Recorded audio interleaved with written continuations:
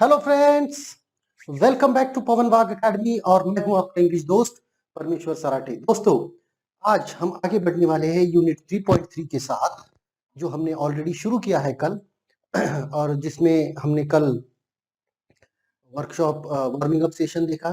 हमने Stephen Hawking के बारे में भी जानकारी ली और पहला पैराग्राफ हमने खत्म किया था। तो आज हम शुरू करते हैं दूसरे पैराग्राफ के साथ। पहले पैराग्राफ को थोड़ा सा मैं रिवाइज करता हूं और फिर हम आगे बढ़ेंगे, ठीक है। Stephen Hawking, born on 8th of January 1942, is a British scientist, professor and author who had done groundbreaking work in physics and cosmology, and whose books have helped to make science accessible to everyone. At the age of 21, while studying cosmology at the University of Cambridge, he was diagnosed with amyotrophic lateral sclerosis. Part of his life story was depicted in the film 2014 film The Theory of Everything, है ना। तो हमने देखा कि उनका जन्म 8 जनवरी 1942 को हुआ था। मैंने आपको ये भी बताया था कि उसी दिन हमारे महान शास्त्रज्ञ थे जो थे गैलीलियो, उनका 300वीं पुण्यतिथि उस दिन थी। उसी दिन उनका जन्म हुआ था। फिर उन्होंने काम जो किया है, स्टीफन हॉकिंग का काम फिजिक्स और कॉस्मोलॉजी में बहुत ज्यादा रहा है। और 21 साल की उम्र में जब वो कॉस्मोलॉजी पढ़ रहे थे कैम्ब्रिज यूनिवर्सिटी में, तभी उनको इस बात का एहसास हुआ कि उनको कुछ गलत उनके साथ हो रहा है। तो उन्होंने जब जांच की तो डॉक्टर ने उन्हें बताया कि उन्हें ALS है, ठीक है। उनके जीवन के कुछ भाग को 2014 में आई film the theory of everything में भी दर्शाया गया है, ठीक है। चलिए अब आगे चलते हैं और दूसरे पैराग्राफ के साथ पेज नंबर 115 पर है हम। Over the years, Stephen Hawking has written or co-written a total of 15 books. A few of the most noteworthy include. अब इतने सालों में स्टीफन हॉकिंग ने अकेले या फिर किसी के साथ मिल करके बहुत ज्यादा किताबें, 15 किताबें कम से कम उन्होंने लिखी है, जिनमें से कुछ बहुत ही ज्यादा लोकप्रिय किताबें हैं। 1988 में Hawking catapulted to international prominence with the publication of A Brief History of Time, और 1988 में उन्होंने एक किताब लिखी थी A Brief History of Time, है ना, ब्रीफ हिस्ट्री ऑफ टाइम, समय का संक्षिप्त इतिहास। 1988 में उन्होंने ये किताब लिखी और इस किताब की वजह से वो पूरे जग में जाने, कैटापुल्टेड मतलब वो सभी लोगों को सभी लोगों के इंटरनेशनल स्तर पर, अंतरराष्ट्रीय स्तर पर वो सभी लोगों की नजर में आ गए कि भाई ये कोई शास्त्रज्ञ है, ये कोई साइंटिस्ट है, ये कोई ऐसे साइंस के जानकार है जो सामान्य लोगों को भी विज्ञान को अच्छी तरह से वो बता सकते हैं। The short informative book became an account of cosmology for the masses and offered an overview of space and time, the existence of God and the future. और ये छोटी सी बुक थी, बहुत ही छोटी बुक थी, पर ये जो पुस्तक थी, ये पुस्तक लोगों को इतनी जानकारी दे चुकी थी, जैसे कॉस्मोलॉजी पर उन्होंने उसमें जानकारी थी, और सर्वसामान्य लोग जो है उनको सही से समझ में आए इस भाषा में वो किताब लिखी थी। तो बहुत लोगों ने उसको सराहा है और उसमें स्पेस और टाइम की भी आपको बहुत ज्यादा जानकारी, अवकाश और समय के बारे में भी बहुत ज्यादा जानकारी थी, और उसी के साथ साथ ईश्वर के अस्तित्व के बारे में भी उसमें लिखा था और भविष्य के बारे में उसमें बहुत ज्यादा जानकारी प्रदान की गई थी। इतनी सारी जानकारी उसमें थी, किताब बहुत छोटी थी और इसीलिए एक्सक्यूज मी, इतने सारे विषयों को छूते हुए जाने वाली ये किताब थी, इसीलिए ये किताब बहुत ही ज्यादा पॉपुलर हो गई, लोकप्रिय होती गई। The work was an instant success, और हाथों हाथ ये किताब जब छपी, लोगों ने इस किताब को हाथों हाथ अपना लिया और बहुत ही instant success, spending more than 4 years atop the London Sunday Times bestsellers list। और लंदन टाइम्स की जो बेस्ट सेलर है ना, सबसे ज्यादा बेची जाने वाली किताबें की जो लिस्ट होती है, उस लिस्ट में वो 1 नंबर पर रही थी। एक नहीं, दो नहीं, तीन नहीं, 4 सालों तक वो टॉप रही थी बेस्ट सेलर की किताबों की लिस्ट में। Since its publication, it has sold millions of copies worldwide and been translated into more than 40 languages. देखो, जब से वो पुस्तक प्रकाशित हुई है, तब से उसकी करोड़ों कापियां तो बिकी ही है। करोड़ों उसकी करोड़ों पुस्तकें वो बिकी तो है ही, पर उसके साथ साथ दुनिया के 40 अलग अलग भाषाओं में उसका भाषांतर भी हुआ है, उसको ट्रांसलेट भी किया गया है। तो इससे हमें पता चलता है कि उसकी कितनी लोकप्रिय वो किताब होनी चाहिए, नंबर एक। नंबर दो, उसकी जो जानकारी थी वो कितनी सटीक या फिर कितनी अच्छी तरह से लोगों को समझ में आए, इस भाषा में लिखी गई होगी। क्योंकि कोई भी किताब, और वो भी साइंस की किताब, मान लीजिए साइंस की किताब है, देखिए कोई स्टोरी है, स्टोरी बुक है, वो तो बात हम समझ सकते हैं। जैसे आपके ये जो सीरीज आई थी हमारी, क्या नाम है उसको, इंग्लिश की जो है, इस पर फिल्में भी बनी है। तो वो किताब, जैसे स्टोरी की किताब जो होती है, उस पर उसको तो लोग हाथों हाथ ले सकते हैं, क्योंकि पढ़ने वाले बहुत होते हैं, उत्कंठा होती है, कुछ नया दिया जाता है तो। लेकिन साइंस में क्या लिखेंगे? साइंस में तो आपको फैक्ट्स लिखने होते हैं। और अगर कोई किताब साइंस की इतनी ज्यादा बिकती है, तो वो साधारण बात नहीं है, वो बहुत ही असाधारण बात है। क्यों? कि साइंस, ये विषय इतना क्या कहते हैं, इतना बहुत ज्यादा समझने में कठिन विषय है कि सर्वसामान्य लोग तो उससे दूर ही रहना पसंद करते हैं। पर अगर उस विषय पर लिखी गई किताब भी अगर इतनी लोकप्रिय होती है, इतनी ज्यादा बिकी जाती है, और इतनी ज्यादा भाषाओं में उसका भाषांतरण होता है, तो इसका मतलब उस किताब में कुछ न कुछ तो ऐसा था जिसकी वजह से वो इतनी पॉपुलर हुई। A brief history of time also wasn't an essay to understand as some had hoped. और कुछ लोगों को क्या लगा कि चाहे शायद ये कोई निबंध जैसे कुछ होगा, जो समझने में थोड़ा सा कठिन होगा, पर वो वैसा नहीं था। So in 2001, Hawking followed up his book with A Universe in a Nutshell, which offered a more illustrated guide to cosmology's big theories. अब उनकी दूसरी किताब जो थी, वो किताब उन्होंने लिखी 2001 में, और उसका नाम था the universe in a nutshell. 2001 में the universe in a nutshell, है ना, मतलब इस विश्व के बारे में संक्षिप्त में, ऐसा उन्होंने वो किताब लिखी। और वो किताब भी कॉस्मोलॉजी के बारे में और ज्यादा बताने की कोशिश उस किताब ने की है, और बहुत ज्यादा लोगों को उसने बताया है।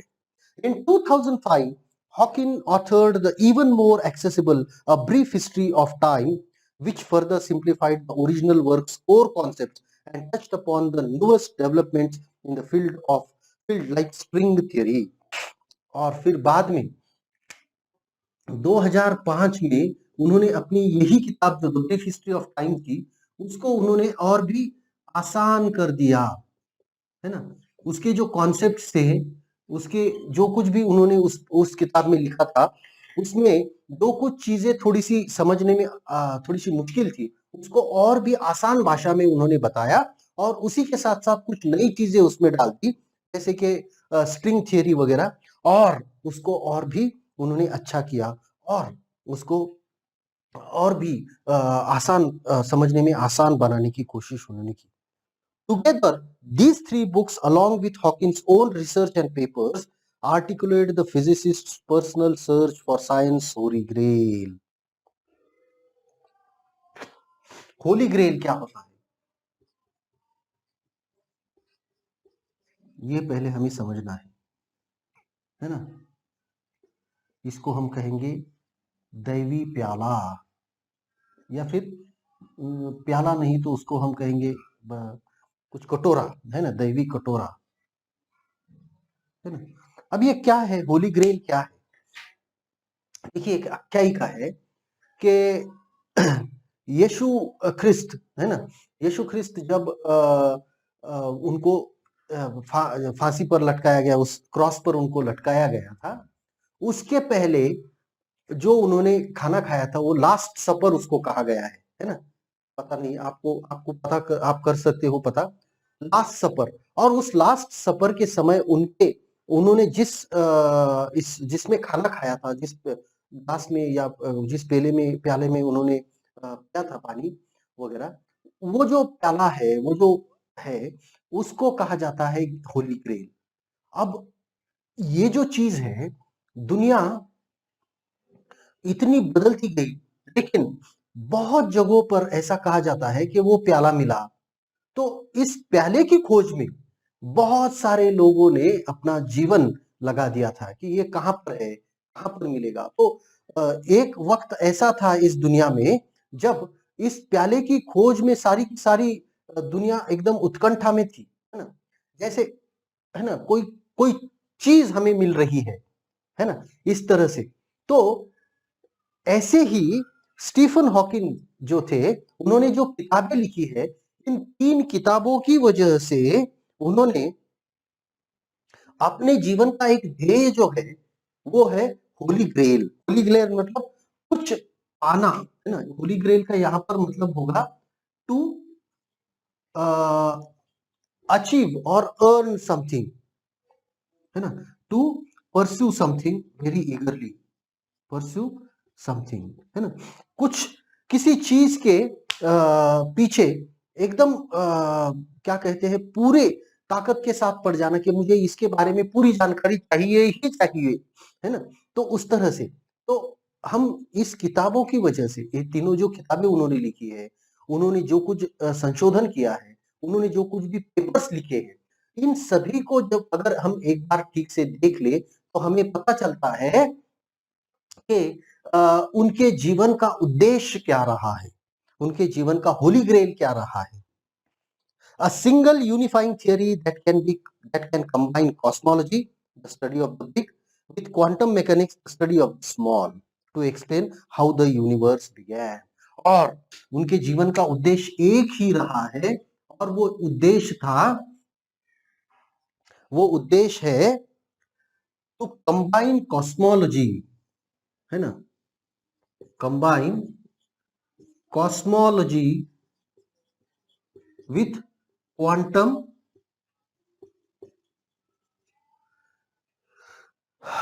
मैकेनिक्स, है ना। अब ये कॉस्मोलॉजी क्या है, बिग है, मतलब बहुत बड़ा है ना, विश्व, विश्व यूनिवर्स जिसको हम कहते हैं वो बहुत बड़ा है। और क्वांटम मैकेनिक्स क्या है, स्मॉल है ना। तो ये दोनों को, बिग और स्मॉल को जोड़ करके, उनका उद्देश्य क्या था, ये दोनों को जोड़ करके द एक चीज को ढूंढना, और वो था कि हाउ द यूनिवर्स बिगैन, ठीक है। तो उनका उद्देश्य क्या था, ये हमें पता चलता है उनकी किताबों से, उनके संशोधन से, और उनके द्वारा लिखे गए पेपर की वजह से हमें समझ में आता है कि उनका उद्देश्य था कॉस्मोलॉजी जो कि बिग है, क्वांटम मैकेनिक्स जो कि स्मॉल है, ये दोनों को जोड़ करके हमारा विश्व, हमारा आज जिस विश्व में हम रहते हैं, हमारी जो दुनिया है, वो कैसे बनी, वो कैसे अस्तित्व में आई, दुनिया के अस्तित्व की शुरुआत कैसे हुई, इसकी खोज करना ही उनके जीवन का उद्देश्य रहा है। ये हमें उनके किताबों से, उनके सभी चीजों से पता चलता है। समझ में आ गई बात? It's this kind of ambitious thinking that has allowed Hawking, who claims he can think 11 dimensions, to lay out some big possibilities for humankind. और इसीलिए देखिए, अगर आप कुछ चीजें इसमें जो है वो बिल्कुल साइंस से रिलेटेड है, पर कुछ चीजों के बारे में तो मैं बिल्कुल आपसे कह सकता हूं कि बहुत ही बेहतरीन या नायाब चीजें उन्होंने कही है। देखिए, हमें पता है, हमें कितने डायमेंशंस पता है? हमें 3 डायमेंशंस पता है ना? 1D, बात समझ में आ रही?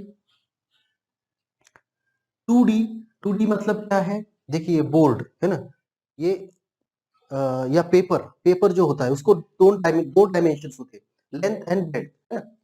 3D, 2D, 3D, है ना? 3D क्या होता है? अभी ये बोर्ड देखिए, इसको, इसकी लंबाई, इसकी ऊंचाई और इसकी चौड़ाई, है ना? पर उनका कहना था कि मैं 11 तक डायमेंशंस ढूंढ सकता हूं, मैंने ढूंढे हैं, मुझे पता है, जो टू ले out the big possibilities for human kind.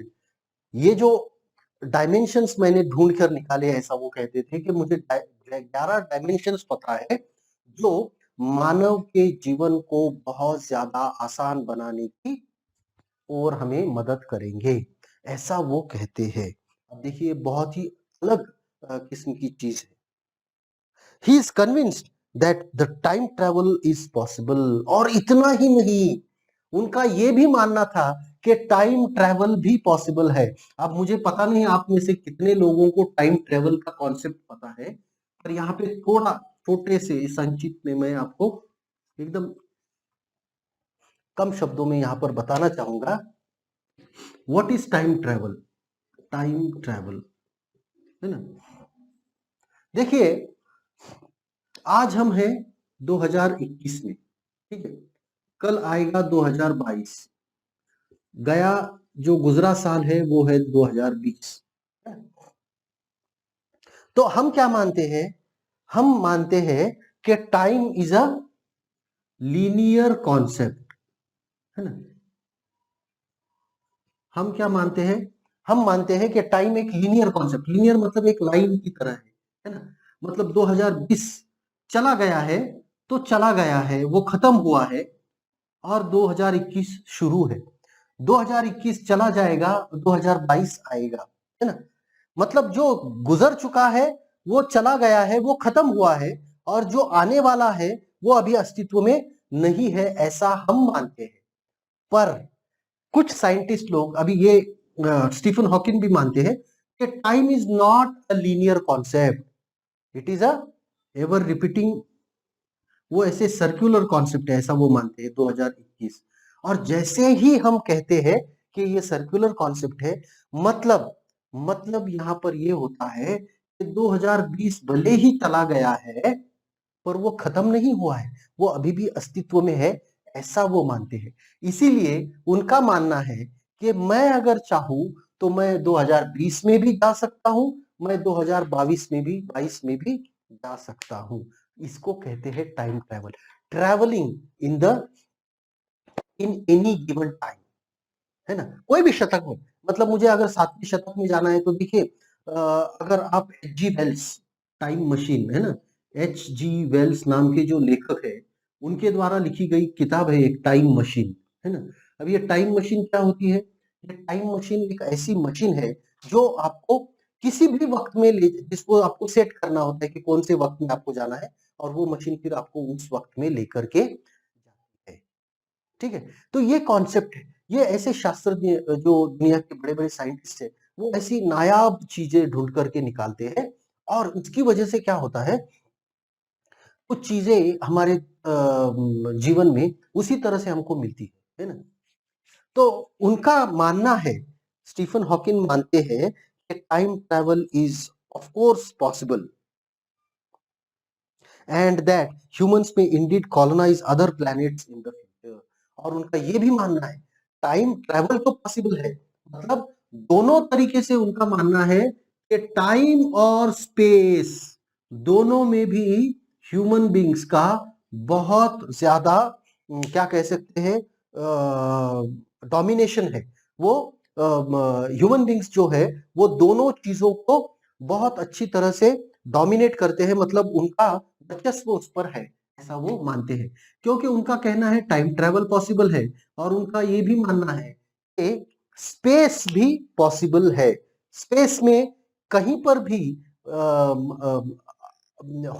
मनुष्य जाकर के रह सकता है। मतलब कोई भी, आज हम देख रहे हैं मंगल पर लोग जा रहे हैं, चांद पर जा रहे हैं, मंगल पर कुछ कॉलोनीज बसाने की कोशिश लोग सोच रहे हैं। अभी तो ये पहले पड़ाव पर है, सोच के आधार पर है, पर आगे चल करके पता नहीं, हो भी सकता है कुछ लोग वहां पर भी जाकर रह सकते हैं, है ना, हो भी सकता है। तो ये जो पॉसिबिलिटी है, ये स्टीफन हॉकिंग का ये मानना है कि ये बिल्कुल पॉसिबल है, ये बिल्कुल हो सकता है, ऐसा वो मानते हैं। तो टाइम ट्रैवल भी पॉसिबल है और स्पेस ट्रैवल भी पॉसिबल है, स्पेस कॉलोनीज बनाना भी पॉसिबल है, ऐसा उनका मानना है। In September 2010, Hawking spoke against the idea that God could have created the universe in his book The Grand Design. और 2010 में, ठीक है, 2010 में उन्होंने एक किताब लिखी द ग्रैंड डिजाइन नाम की। उस किताब में उन्होंने लिखा कि लोग जो मानते हैं, है ना, 2010 की उनकी जो किताब है द ग्रैंड डिजाइन, है ना, उनकी जो किताब है द ग्रैंड डिजाइन, उसमें वो लिखते हैं कि जैसा कि सारे लोग ये मानते हैं कि गॉड क्रिएटेड दिस यूनिवर्स, कि ईश्वर ने ये विश्व निर्माण किया है, ऐसा सारे लोग मानते हैं। उसके विपरीत उन्होंने मत प्रदर्शन किया था कि ईश्वर ने ये यूनिवर्स निर्माण नहीं किया है ना, या फिर हो सकता है गॉड ने ये निर्माण किया हो, ऐसा लोग सोचते हैं। तो ये उन्होंने कहा कि ऐसा बिल्कुल भी नहीं है। Hawking previously argued that belief in a creator could be compatible with the modern scientific theories. क्यों? कि उन्होंने ही पहले कहा था कि जो लोग कहते हैं कि क्रिएटर है मतलब ईश्वर है, ईश्वर है, ये जो लोगों की मान्यता है, वो कहते हैं, पहले वो ऐसा कहते थे कि ये जो लोगों की मान्यता है, हो सकता है इसमें कुछ तथ्य हो, ऐसा वो पहले कहते थे। फिर बाद में 2010 में उन्होंने किताब लिखी कि ईश्वर ने इस धरती को निर्माण किया है, ऐसी जो शक्यता है, मुझे ऐसा लगता है कि शायद वो सच ना हो, ऐसा वो कहते हैं। His new work, however, concluded that the Big Bang was the inevitable consequence of the laws of physics and nothing more. और फिर आखिर में वो कहते हैं कि ये जो बिग बैंग थियरी है ना, बिग बैंग आपको पता होगा, साइंटिस्ट अभी भी जुटे थे, है ना, कुछ साइंटिस्ट यूरोप में, जो एक बहुत बड़ा प्रयोग हो रहा था, बिग बैंग थियरी, है ना। बिग बैंग थियरी मतलब क्या है कि अवकाश में ऐसे ही कुछ ग्रह कुछ एक आपस में जोर से टकरा गए और बहुत बड़ा धमाका हुआ, और उसमें से इस विश्व की उत्पत्ति हुई, निर्मित हुई, ऐसा हम लोग मानते हैं, ऐसा कुछ शास्त्रज्ञ मानते हैं।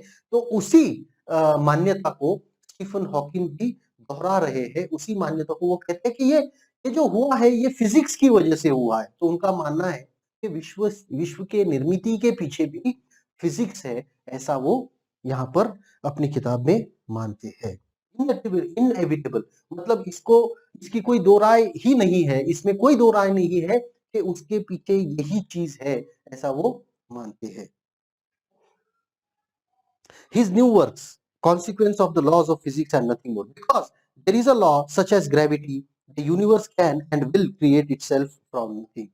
क्योंकि उनका मानना है कि विश्व में, हमारी धरती पर एक सबसे अजीब प्रकार जो है वो है ग्रेविटेशन, है ना, गुरुत्वाकर्षण, है ना। वो कहते हैं कि गुरुत्वाकर्षण एक ऐसी चीज है, उसकी वजह से कुछ भी हो सकता है, और उसी की वजह से विश्व की निर्मित हो सकती है या फिर हुई है, ऐसा वो मानते हैं। क्योंकि उसके लिए किसी को कुछ करने की जरूरत ही नहीं है। गुरुत्वाकर्षण है तो जो चीज ऊपर चल रही है वो नीचे आएगी, उसकी वजह से धमाका होगा, कुछ भी हो सकता है और उसमें से निर्मित हो सकती है। एक गुरुत्वाकर्षण शक्ति जो है, इसी की वजह से विश्व की निर्मित हुई है, ऐसा वो मानते हैं। Hawking said, spontaneous creation is the reason there is something rather than nothing. Why the universe exists, we exist. और फिर हॉकिन कहते हैं कि स्पॉन्टेनियस मतलब अचानक, एकाएक। स्पॉन्टेनियस मतलब अचानक या एकाएक। वो कहते हैं कि एकाएक ऐसा कुछ होता है जिसमें से विश्व की निर्मित, creation, spontaneous creation is the reason there is something rather than nothing. मतलब कुछ ना कुछ तो है, कुछ भी नहीं है ऐसा हम नहीं कह सकते, कुछ ना कुछ तो है ऐसा हमें मानना पड़ता है। Why the universe exist, why we exist. और इसी से हमें यह भी पता चलता है कि उसके पीछे कुछ ना कुछ तो कारण है कि क्यों ये विश्व निर्माण हुआ है, क्यों हम इस दुनिया में आए हैं। इसके पीछे कुछ ना कुछ तो कारण है, ऐसा वो मानते हैं और इसी तरह से उन्होंने लिखा है।